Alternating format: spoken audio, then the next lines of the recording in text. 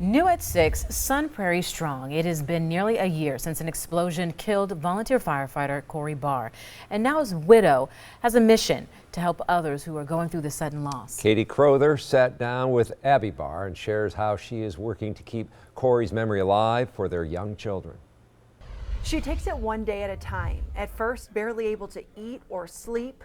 Now a true example of how to rise above such unthinkable tragedy. The last time Abby Barr and I spoke, was the day after her husband Corey was killed in the Sun Prairie explosion. Nearly 1 year later, there are still tears, but thankfully some smiles too.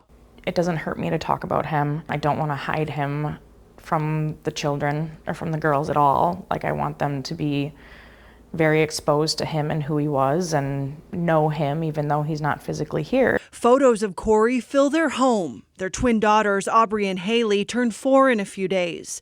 It's the first birthday without Dad. And I've been direct, straightforward with them, saying, you know, Daddy's not coming home, but he's in heaven and he's in our hearts and he's always going to love you. So they seem to understand it, but, you know, I don't think fully grasp it. Every so often, the girls will say something that shakes Abby to her core. She's like, Mommy, I want to open up my heart. And I was like, why? She's like, so I can see Daddy.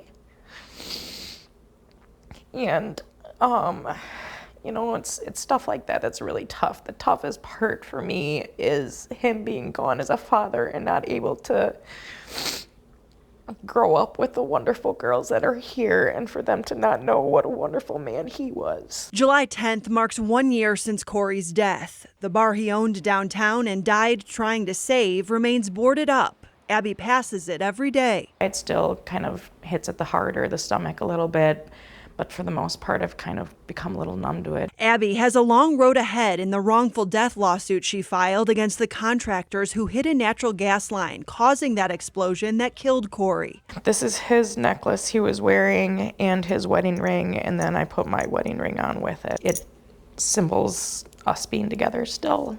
Still healing herself, her goal is to start helping others through the grieving process. I feel like me talking about it may help others feel that it's okay to not be okay, and it's okay to talk about if you're struggling. Abby says this past year has actually given her new faith in humanity. She is humbled by the amount of people who've stepped up to try and support her any way they can. Shannon and Charles.